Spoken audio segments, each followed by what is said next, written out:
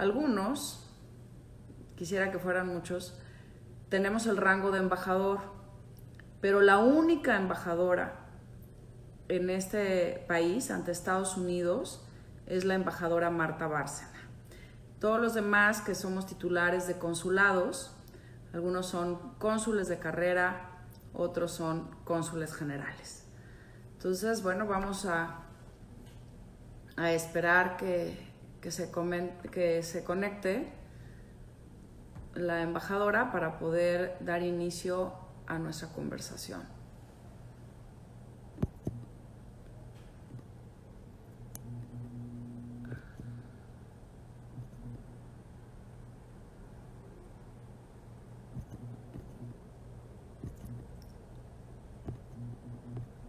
Estoy aquí revisando.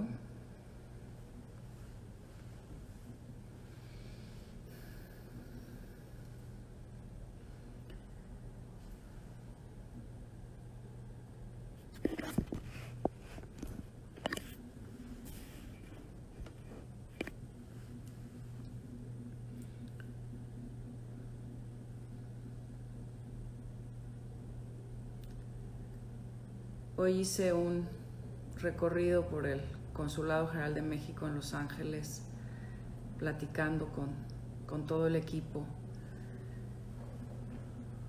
Y estábamos comentando la importancia de, pues, una semana más. Una semana más vamos avanzando con todas las precauciones y las prevenciones del caso para permanecer seguros y dar seguridad a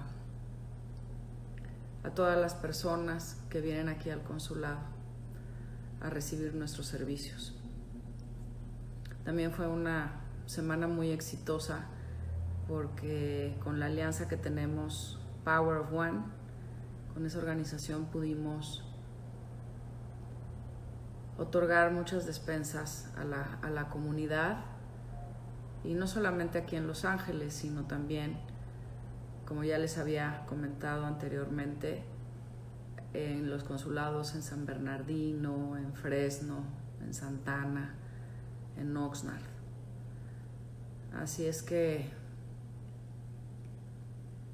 estamos preocupados, pero estamos ocupados y estamos contribuyendo a que la comunidad se sienta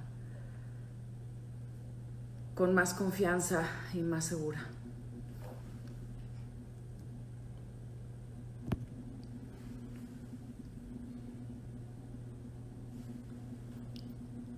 A ver, dice que no recibe la invitación.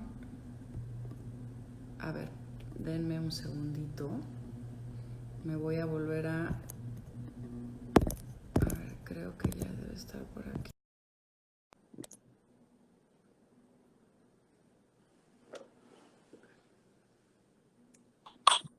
Mi queridísima embajadora, Hola, querida Marcela, ya por fin nos pudimos conectar. Sí, qué maravilla. Muchísimas gracias por tu generosidad y por acceder a tener esta conversación con nosotros, que es muy importante aquí en Los Ángeles. Pues tú eres la embajadora, eres nuestra embajadora en Estados Unidos, y pues queremos saber de ti. ¿Cómo estás tú ahorita? Bueno, aquí, Marcela, me da mucho gusto poder conectarme contigo y con la comunidad mexicana en Los Ángeles que te sigue y que sé que está muy bien atendida por el Consulado General de México en Los Ángeles y en general por la red de consulados que tenemos en California específicamente. Aquí en Washington hemos estado bastante ocupados, igual que ustedes. Ocupados no solo en el seguimiento de los temas que siempre lleva la embajada y que tú los conoces bien porque alguna vez trabajaste aquí en la embajada, temas del área de comercio, temas medioambientales, temas de cooperación, en educación, en cultura, etc. Pero lo que más nos ha mantenido ocupados en las últimas semanas y en coordinación contigo y con los otros consulados pues ha sido el tema de la pandemia de COVID-19. Y dentro de este tema de la pandemia de COVID-19 en particular, la atención a la situación de la comunidad mexicana en Estados Unidos. La embajada recibe diariamente copia o los informes de toda la red de consulados de México en Estados Unidos, y por lo tanto eso nos permite ir teniendo un diagnóstico de cómo está siendo afectada la comunidad en los diferentes lugares. ¿Y qué hemos visto? Pues que desgraciadamente han perdido la vida varios mexicanos, muchos mexicanos, ya más de 1,200 en Estados Unidos, con una concentración de pérdida de vidas en Nueva York, que es el lugar más afectado por el COVID, pero también en California y en el estado de Illinois. Hemos estado viendo también la situación de los trabajadores agrícolas, que sé que en California le han estado prestando particular atención, y tú en lo personal, de los trabajadores H2A. Hemos estado también viendo la situación de los trabajadores en las plantas empacadoras de carne, en los rastros, y la necesidad de cuidarlos a través de la red de abogados consultores y legales. Y hemos estado viendo también, pues, cómo ha sido desgraciadamente muy vulnerable la comunidad latina, hispana y mexicana en particular por COVID, por diferentes razones, entre otras, pues por la comorbilidad que existe con afecciones como enfermedades crónicas, como diabetes, como presión alta, etcétera. Y para ello seguimos con esta atención, el trabajo que desarrollan todos los consulados a través de las ventanillas, de la ventanilla de salud, en particular para el tema y que ha incluido también el tema de salud mental, que es un tema muy delicado. Entonces, creo que es al mismo tiempo una fuente de preocupación ver cómo está siendo afectada la comunidad, pero también una fuente de satisfacción ver cómo se están multiplicando los consulados y el personal consular para tratar de atender en la medida de lo posible y de acuerdo a las circunstancias las necesidades de la comunidad mexicana. Muchas gracias, embajadora, y gracias por tu cercanía y por tu apoyo a lo largo de este trayecto. Y bueno, pues el lamentable fallecimiento de George Floyd en Minneapolis nos ha cimbrado a todos, embajadora, principalmente a la sociedad estadounidense y a muchos en el mundo entero. Pero tú como embajadora de México en este país, ¿cómo lo has sentido? ¿Qué nos puedes decir a los mexicanos?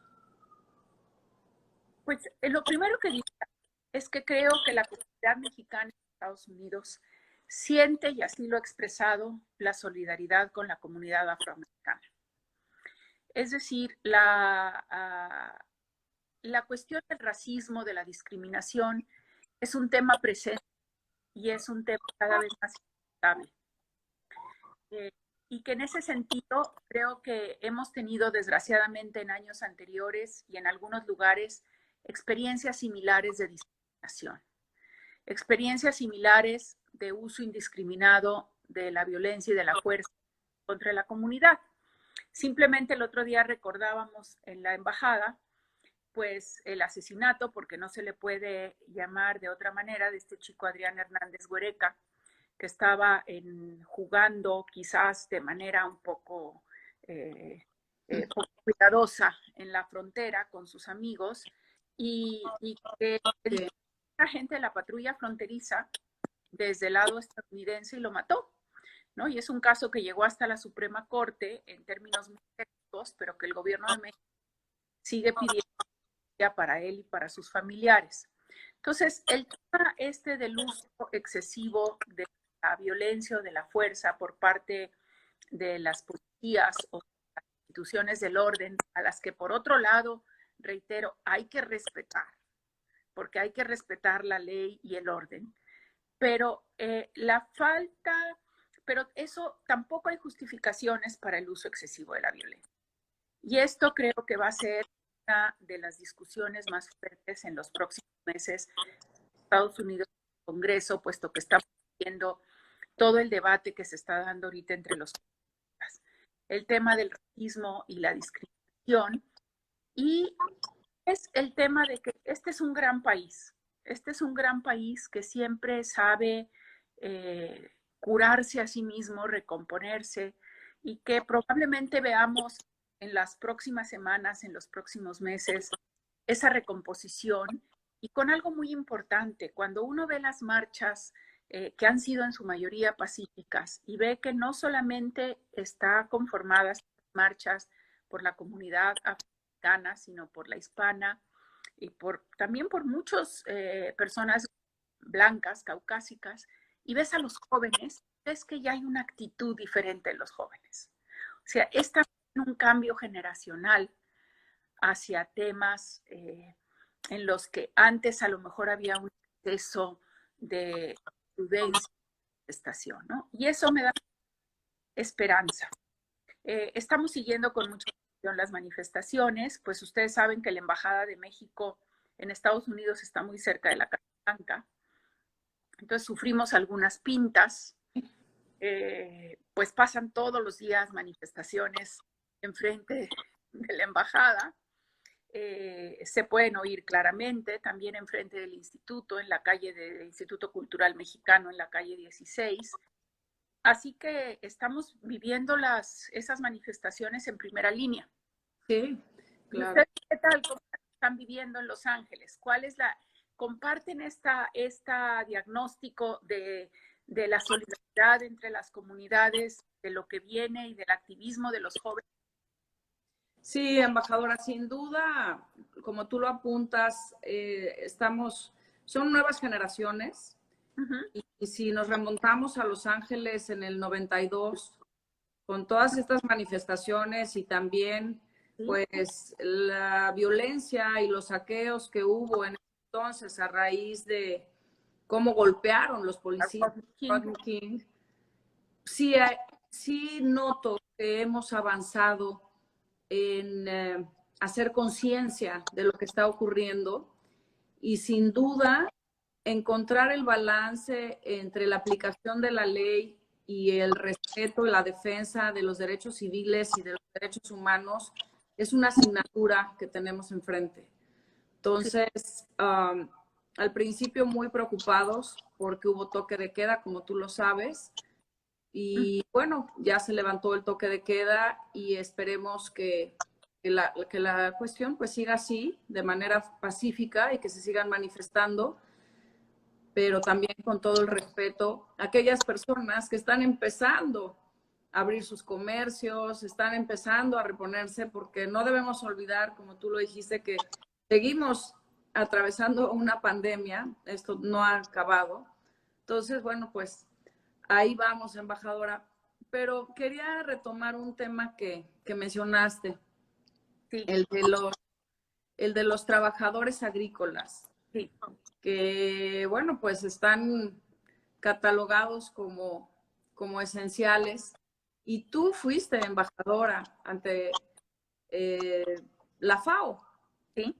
en la Organización de las Naciones Unidas para la Alimentación y la Agricultura. Entonces, ¿tú cómo ves el tema de la seguridad alimentaria en Estados Unidos, en México y en el mundo ante esta pandemia? Tú que viviste ahora sí que en primera línea también. Sí. No, es un tema yo creo que muy pertinente, y yo creo que una de las cuestiones que creo que se ha hecho claro con esta pandemia es la relevancia de los trabajadores migrantes y de los trabajadores mexicanos como trabajadores esenciales en la agricultura, en las plantas empacadoras de carne, como hemos visto, pero también muchos de ellos en primera línea en los hospitales. Hay 29,000 Dreamers que están en primera línea de hospitales, mucho más. Y creo que este conocimiento de la importancia de estos trabajadores se debe derivar en medidas concretas a favor de ellos. Llámese salarios, llámese si son indocumentados, el reconocimiento a su contribución, y por lo tanto ver de qué manera se les puede dar un estatuto que reconozca su esfuerzo. Pero sobre todo es algo que he venido diciendo, o sea, gracias a esos trabajadores es que las mesas de los estadounidenses tienen comida. que llega la comida a esas mesas. Y estos trabajadores hay que cuidarlos, porque son trabajadores no solo esenciales, sino son trabajadores que tienen una gran experiencia. No cualquiera puede dedicarse. Parece sencillo decir, ay, cualquiera puede recoger lechugas. No, ni cualquiera puede recoger fresas, no es cierto. Se necesita toda una gran experiencia, una gran capacitación que ellos tienen. Por lo tanto, debe de haber un mayor reconocimiento de la sociedad, a sus derechos, al acceso a una vivienda digna, que a veces no estén hacinados si son jornaleros agrícolas, a que estén bien pagados, a que tengan acceso a la salud, a que se respeten todas las normas sanitarias para que no estén contagiados. Y eso creo que es fundamental. El tema de la seguridad alimentaria es muy delicado, porque por un lado estamos viendo la falta de trabajadores en algunos lados para recoger cosechas, pero por otro lado el rompimiento de las cadenas de valor y de que hay cosechas que se tienen, pudren en los campos y se vuelven a destruir. ¿Por qué? Porque simplemente los compradores desaparecieron. Y por otra parte, estamos viendo un aspecto que tiene también una relación muy estrecha con la seguridad alimentaria, que es una nutrición sana. Porque esta pandemia nos ha hecho ver unas de las enfermedades crónicas están muy estrechamente relacionadas con una mala alimentación. Y de ahí la razón de por qué la comunidad mexicana, la hispana también se han visto más afectadas. Y eso lo ha dicho claramente el presidente López Obrador. También los niveles de muerte en México están relacionados con estas enfermedades crónicas. Obesidad, diabetes, colesterol alto, hipertensión, y esas enfermedades directamente relacionadas con una mala nutrición. Entonces, por un lado, en materia de seguridad alimentaria, tenemos que garantizar el acceso a los alimentos, pero no a cualquier alimento, el acceso a los alimentos sanos y nutritivos, y esa es la verdadera seguridad alimentaria. Ahora, los informes que están llegando de Roma, tanto de la FAO como del Programa Mundial de Alimentos, son muy preocupantes, de que va a haber un crecimiento exponencial en la inseguridad alimentaria. Y esto aunado también a los fenómenos climáticos de nuevas sequías. Ayer, por ejemplo, leía un informe del Departamento de Agricultura de los Estados Unidos, en donde dice que la producción de cítricos de México va a caer en porcentajes muy grandes este año por la sequía de México. Que entonces no vamos a poder producir y vender a Estados Unidos el jugo de naranja concentrado a lo que estaban acostumbrados. Entonces tenemos una combinación de factores: la pandemia, el acceso a los mercados, el poder producir y recoger, quién va a sembrar, la alimentación adecuada y nutritiva, y los cambios climáticos, el efecto del cambio climático. Y de ahí una de las prioridades y al mismo tiempo de las grandes fortunas que tiene México en su relación con Estados Unidos, con Canadá y en general con el resto de América Latina, es que es el único continente en el mundo que es autosuficiente en alimentación. No necesariamente por país, pero por continente. Ah, mira, qué interesante. América Latina, todo el continente americano es autosuficiente en alimentación. Y 5 países, Estados Unidos, Canadá, México, Brasil y Argentina, son los principales proveedores de alimentos en el mundo. Proveen cerca del 70% entre ellos. Entonces, de ahí la importancia también de la coordinación de los ministros de Agricultura de esos países y de los ministros de Agricultura de los 3 países de América del Norte para garantizar la seguridad alimentaria. Y esa seguridad alimentaria depende en buena medida de los trabajadores. No, bueno, muchísimas gracias, qué interesante. Ya aprendimos algo más. No, pues tu experiencia. Oye, y hablando de tus otras experiencias, embajadora, y sobre el tema, en este caso el tema migratorio, que es esencial en la relación México-Estados Unidos, tú estuviste como embajadora en Turquía y viviste la crisis de los refugiados sirios. Sí es. ¿Qué nos pudieras compartir de las experiencias, lecciones aprendidas que pudiéramos traer hacia la región de América del Norte?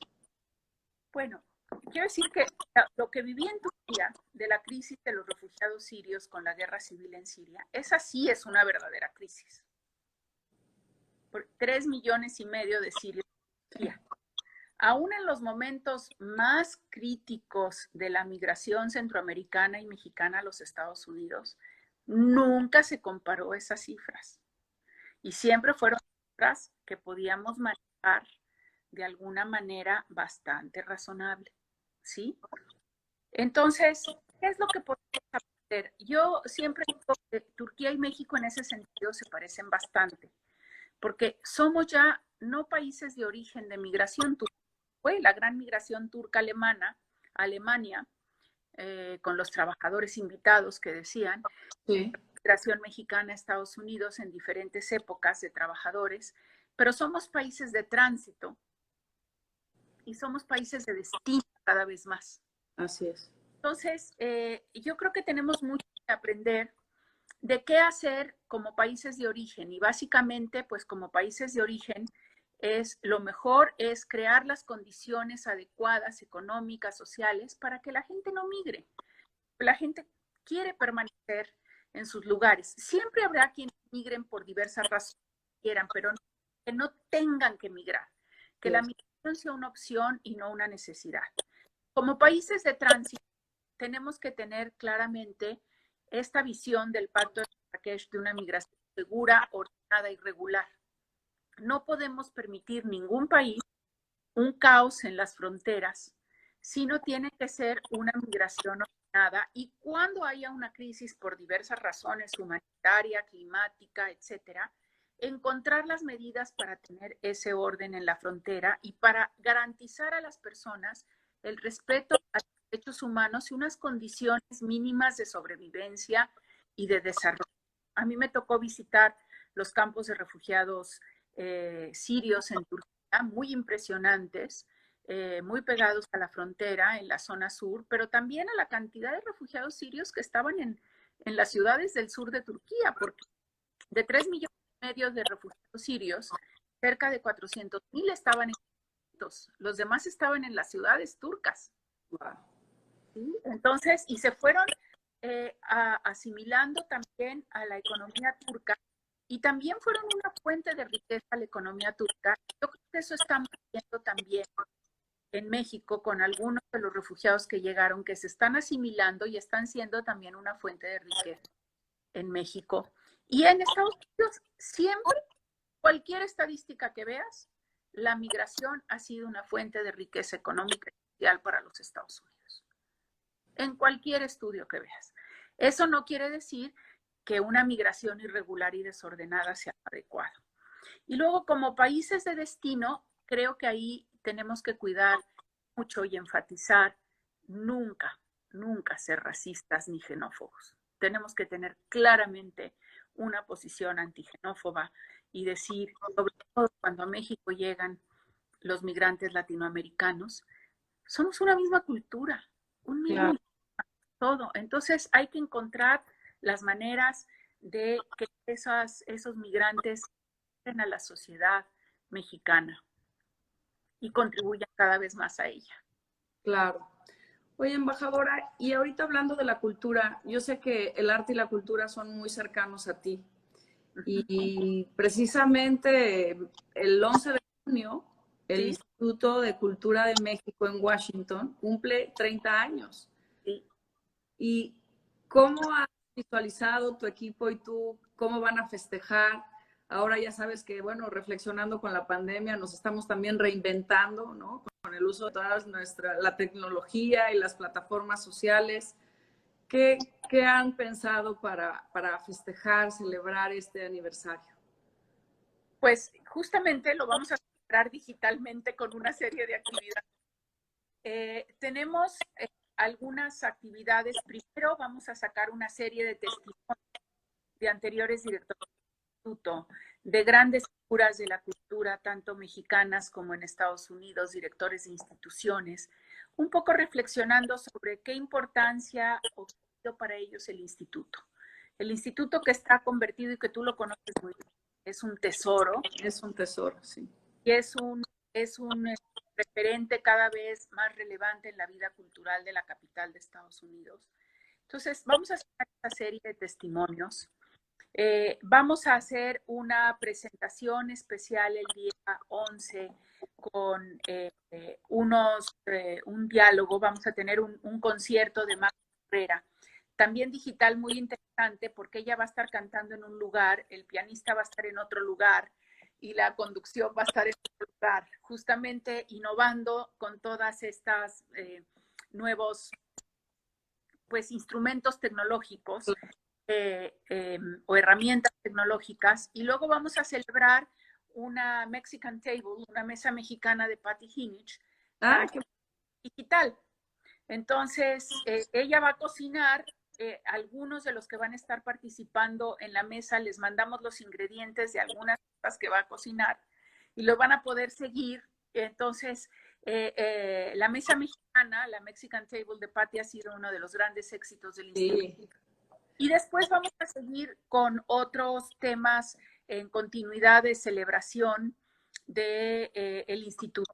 Vamos a hacer un taller de alebrijes con los niños, vamos a tener una serie de diálogos con literatos del tipo del que tuvimos para la celebración del 5 de mayo, Paco Taibo y con... Sí, que estuvo extraordinario, sí. Fue extraordinario. Estamos pensando una serie sobre migración, pero no sobre políticas públicas de migración, sino sobre historias humanas sobre la migración. Estamos ahorita en contacto con el gran novelista y guionista mexicano y gran amigo Guillermo Arriaga. Ah, claro, claro. El salvaje y el de fuego, ¿no? Exactamente, y que queremos empezar con lo que serían historias de migrantes, de migración, historias humanas, eso queremos hacer. Y quiero decir que con la autorización del consulado y todo, vamos a replicar tu idea de las grabaciones. ¿Sí? Ah, qué maravilla. Todo sí. Para que también se haga desde Washington y podamos replicar, porque no todo se tiene que hacer siempre o desde capitales, en México o en Washington. Tenemos muchísimo que aprender de lo que hacen los consulados. Y esto que están haciendo ustedes es extraordinario y entonces pues lo queremos replicar. No, pues qué generosa eres, embajadora. Ni me digas que me pides autorización. Al contrario, ustedes son un referente para nosotros. Y la verdad me emociona mucho esto. Y quisiera tocar un aspecto de tu vida personal que me gusta mucho porque sé que estudiaste ballet. Sí. Y sin duda, el estudio del ballet te ha de haber dado la disciplina y la formación para cómo eres ahora en la vida profesional como diplomática mexicana. Sí, sin duda. Yo empecé bailando desde los 6 años. ¡Wow! A partir de los 13 años bailé diario, 2 o 3 horas, y desde los 13 años nunca volví a comer en mi casa. Salía de la escuela, comía una ensalada o un sándwich y empezaba clases de ballet y luego ayudaba a dar clases de ballet. Llegaba a mi casa en la noche a hacer tareas y a dormir. Yo quería ser bailarina profesional, de hecho lo fui un tiempo, pero no pude irme a estudiar a Londres como quería con el sistema inglés porque me lastimé muy fuerte una rodilla. Aunque después bailé 2 años en la Compañía Nacional de Danza, pero también tuve pues lastimaduras constantes y dije, bueno, si tengo que confiar en mi cabeza o en mi cabeza y en mi cuerpo, pues nada más voy a confiar en la cabeza porque el cuerpo no me está respondiendo muy bien. Entonces me dediqué a terminar la universidad, aunque seguí bailando hasta los 30 años, que di a luz a mi primera hija, seguí bailando todos los días, pero ya no profesionalmente, sino como pequeñas compañías. Pero efectivamente el ballet te da una disciplina enorme, porque no puedes llegar tarde a una clase, o sea, tienes que entrar desde el principio a calentar tus músculos, la flexibilidad, peinarte de chongo, traer tus zapatillas, traer mallas, todo, y tener esa disciplina. Y luego te obliga a trabajar en equipo. Cuando yo bailé profesionalmente en el cuerpo de baile de la Compañía Nacional de Danza, pues no haces lo que quieres, tienes que estar viendo a la que está enfrente de ti y a la que está aquí. para que sea un conjunto. Yo le digo de broma a mi equipo que si quieren entender cómo me gusta trabajar, vayan a ver cualquiera de estos 3 ballets. Giselle, el acto segundo, vayan a ver el segundo acto del Lago de los Cisnes, o vayan a ver el acto del tercer acto de La Bayadera, en donde sale el cuerpo de baile totalmente armónico. Y les digo, véanlos cómo parecen una sola unidad, todas esas bailarinas. Así quiero que funcione la embajada. Así, oye, pues yo te voy a copiar para que todos aquí también hagamos lo mismo. Aunque así no tenemos la misma formación. sí, pero es el sentido de Claro. trabajar en equipo. Claro, claro, tienes toda la razón. Por cierto, embajadora, a mí una de mis películas favoritas es Billy Elliot. Ah, es maravillosa. Es maravillosa, no sabes, yo la puedo ver y volver a ver todas las veces porque me llena el alma. Es una gran película. Sí, yo estoy totalmente de acuerdo y justamente Billy Elliot, el protagonista, va a estudiar a Royal Ballet, al Ballet Real de Inglaterra, y es donde él se forma y después una de las grandes compañías del mundo. Pero en Estados Unidos, pues tenemos compañías extraordinarias, con bailarines mexicanos extraordinarios. Hay que recordar la historia del New York City Ballet. Una de las grandes bailarinas, pues fue Lupe Serrano, José Limón con Marta Graham, American Ballet Theater. Tenemos a uno de los hermanos Hernández, que son grandes bailarines en el Ballet de San Francisco. Parte de los bailarines estrella del Joffrey Ballet de Chicago son bailarines mexicanos. En el Washington Ballet tenemos a Rafael, un joven bailarín mexicano.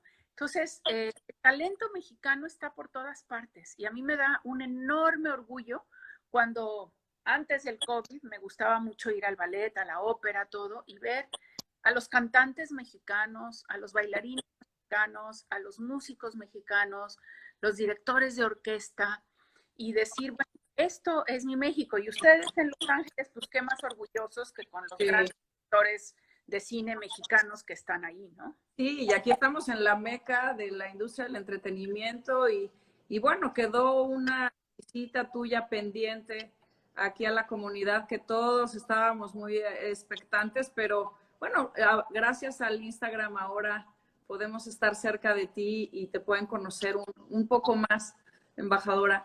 Pero ahora que pues la vida te llevó a la diplomacia, ¿cuál fue como el punto de quiebre que dijiste, bueno, la diplomacia es lo mío y tú como mujer, ¿qué mensaje nos podrías dar a todas las que te vemos como un modelo a seguir? Gracias. Pues mira, eso de un modelo a seguir no me gusta. Es la primera mujer embajadora en Estados Unidos. Sí, eso sí, eso es el amor que me confirió el presidente Andrés Manuel López Obrador, de tener la confianza en una diplomática de carrera Sí. y en una mujer para encabezar la embajada en Estados Unidos. Pero no fue solo a mí, sino que justamente varios de nuestros principales consulados en Estados Unidos están encabezados por mujeres.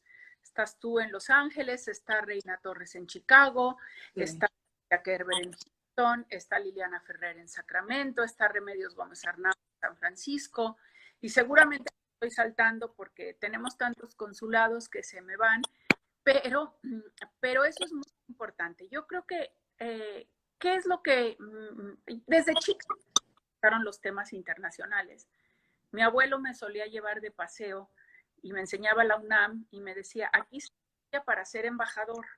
Y yo le decía, ¿y qué es eso? Pues representan a México en otros países como mi amigo, que era su amigo y su paciente, Jaime Torres Bodet. Ah, nada más y nada menos. Entonces, me decía, él fue embajador en Francia. Ah, pues yo también quiero ser embajador en Francia. Yo tenía 8 años, ¿verdad? Pero después, pues siempre me apasionaron los temas internacionales. Y ya que dejé de bailar profesionalmente, pues mi vida fue concentrarme en temas internacionales y desde el punto de vista de cómo lograr porque yo estudié comunicación, cómo lograr una mejor comunicación entre los países, entre las culturas, entre las personas. Y eso es lo que siempre me ha fascinado cómo entendemos al otro, qué aprendemos del otro, cómo tenemos empatía con el otro, cómo de ahí construimos una relación de colaboración, de amistad, de aprecio mutuo, ¿no? Y creo que eso es lo más importante como embajadora mujer. Creo que las mujeres a veces tenemos ciertos rasgos. Por ejemplo, los hombres creo que son más dados en pensar en, a ver, ¿cómo vamos a resolver este problema? Que me echen el toro y lo toreo. Y enfrento. Y nosotros más bien las mujeres es, ¿cómo vamos a evitar que me surja el problema? Y que no me lleve tal, sino cómo vamos maniobrando. Creo que eso es una aproximación interesante porque nos permite ir construyendo escenarios justamente para evitar problemas y que faciliten una mejor comunicación. Otro tema que creo que es importante es que en general creo que las mujeres tenemos mucha empatía. Empatía y que eso nos permite ponernos mejor en los zapatos del otro para construir algo. Pero tercero, también que no se piense que las mujeres somos, porque en la mayoría de los somos puño de hierro, de seda. Serán guantes de box, pero sí un puño de hierro. Entonces, creo que si sabemos, por un lado, todo el bagaje que traemos histórico y de enseñanza del servicio exterior mexicano, de la diplomacia mexicana, que es una de las grandes fuentes de orgullo y defender los intereses de México y proteger a la comunidad mexicana en Estados Unidos. Y por otro lado, conservar esas características propias de una actuación femenina, creo que es una fórmula de éxito. Entonces yo sí diría que parte de la actuación femenina está basada justamente en esa empatía, en esa compasión, en ese entender mejor los problemas de las mujeres que son muy específicos en los casos de la migración, viendo momentos como la ventanilla de atención integral de la mujer, están pendientes de las. Y por otro lado, no olvidarnos que pertenecemos a una comunidad mucho más grande con la que interactuamos y que siempre tenemos que estar ahí como un ser humano más. Claro. Y bueno, pues aprovecho para agradecerte por tu liderazgo y todo lo que nos has apoyado a todas las mujeres en el Servicio Exterior Mexicano, embajadora. Y lo que decías al final, pues somos seres humanos todos. ¿Y qué mensaje le darías a las jóvenes promesas, hombres y mujeres, que quisieran ingresar al servicio exterior? Y bueno, los que ya ingresaron y que están empezando a ascender en su carrera. Bueno, yo les diría que justamente hay 3 palabras en el servicio exterior mexicano. Yo creo que la más importante es, primero, mexicano. Que nunca se olviden de esa identidad mexicana, de la grandeza del país, de todas las fortalezas que tenemos, también de todos los problemas y retos que tenemos que enfrentar y resolver juntos. Segundo, casi a la par de ser mexicano, que la palabra clave es servicio. No es qué obtengo yo de este empleo, qué me va a dar este empleo, qué beneficios voy a tener, sino cómo voy a poder servir a mi país, a mis paisanos, a los que me rodean, etcétera. Y luego ya al final la palabra exterior, porque muchas veces servimos muchos años en México. Claro. A veces servimos fuera, pero creo que les diría, y si quieren entrar al servicio exterior mexicano, piensen eso. ¿Qué quieren en la vida? Si quieren hacer dinero, el servicio exterior mexicano. No, definitivamente no. Para vivir bien, van a tener una buena calidad de vida. Si quieren estar, nunca separarse de su familia, tampoco es para ustedes. Todos los que pertenecemos al servicio exterior hemos tenido momentos trágicos en que, en mi caso, por ejemplo, pues mi padre murió cuando yo estaba embajadora en Dinamarca y no llegué a tiempo a verlo, ¿no? Pero así hay muchas historias en el servicio exterior. Pero si quieren servir, si quieren sentir plenos, sirviendo, representando orgullosamente al gran país que es México, entonces sí, únanse al servicio exterior mexicano. Y cada quien podrá poner su granito de arena dependiendo del área como viene. Si es abogado como tú, pues con una gran experiencia en derecho y dando ideas, no, por aquí no va esta interpretación, vámonos por este lado. Si es economista, apoyando a la difusión, a la promoción comercial y de inversión. Si es comunicólogo, como mi caso, pues ayudando también a tener los patrones de comunicación para construir esas relaciones. En fin, tenemos informáticos, ingenieros que nos ayudan justamente a mantener a toda y ahora son más útiles que nunca y más necesarios que nunca, a mantener todos estos instrumentos que nos hacen trabajar. Especialistas licenciados en relaciones internacionales que tienen este marco de análisis de lo que hay que hacer. Entonces, el servicio exterior representa una gran oportunidad de servicio para los jóvenes y representa una gran oportunidad de conocerse mejor a sí mismo, conocer mejor a conocer el mundo, pero sobre todo eso, ser profundamente mexicanos y estar al servicio de los. Definitivamente, embajadora, esas son cualidades y virtudes que tenemos que tener muy claras cuando estamos sirviendo a nuestro país. Y como dices, en el exterior o en el interior. Sí. Y bueno, pues por último, embajadora, yo sé que tienes muchas cosas, tu agenda está siempre muy llena. Digo, coordinarse con 50 consulados, atender todo lo que está pasando en la gran capital. Pero ya que tu visita está pospuesta porque te seguimos esperando aquí. Yo sigo esperando ir a California. Exacto. ¿Cuál sería tu mensaje para la comunidad angelina en estos momentos? Yo creo que el principal mensaje que les quisiera dar es que en estos momentos hay que mantenerse muy unidos. Hay que apoyarse unos a otros. Sé que lo han hecho, sé que ha sido un trabajo ejemplar el que ha hecho el consulado y con otros consulados que están a sus alrededores para apoyar a la comunidad mexicana con despensas, con atención médica.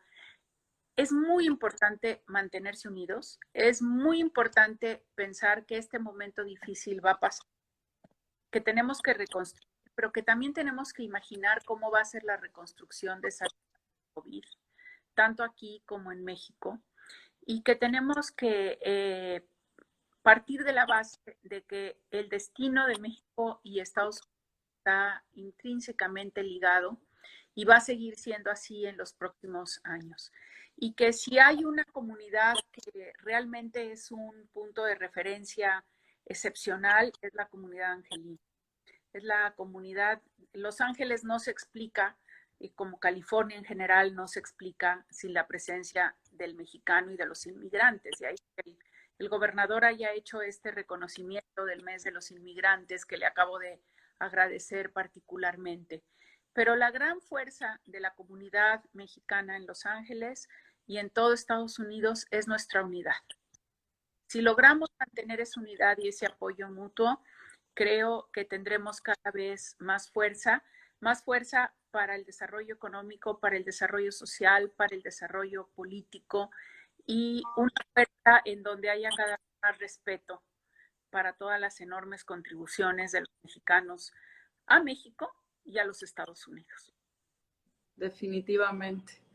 Muchas gracias, embajadora, no sin antes felicitarte por tu nombramiento como doctora honoris causa por Marymount University. ¿Y cómo no vas a ser inspiración si ya eres embajadora en Estados Unidos y sin embargo sigues por más y más? Pues yo creo que nunca hay que darse por satisfecho. Exacto, nunca. También ese carácter. O sea, siempre podemos avanzar un poco más en diferentes áreas. Nunca, como dije en el curso de fin de curso en Maryland, nunca dejen de aprender, nunca dejen de leer, nunca dejen de ser curiosos. Después me reí de mi propio discurso porque lo grabé antes de las manifestaciones por el asesinato de George Floyd, y el cierre era a los jóvenes diciéndoles: manifiéstense, protesten, es necesario. Y yo no sabía, pero era sobre todo el mensaje de claro, vivos, manténganse en lucha siempre y manténganse siempre mejorando, aprendiendo y perseverando en sus ambiciones, en sus sueños. Muchísimas gracias, embajadora. Que estés muy bien, cuídate mucho. También Porque sé que usted, ya estuviste expuesta al COVID y demás, pero todos estamos. todos estamos, cuídense mucho. No dejen de tomar todas las medidas sanitarias necesarias, no dejen de hacer caso a las indicaciones de las autoridades locales. El respeto a la ley y el orden es importante y la solidaridad y la unidad más. Y nada más, ustedes saben que tienen una cónsul general extraordinaria, Ah, qué linda eres, gracias. consulado que los apoya y que estamos todos los consulados y la embajada para servirles. Gracias a ti, embajadora. Gracias, Marce.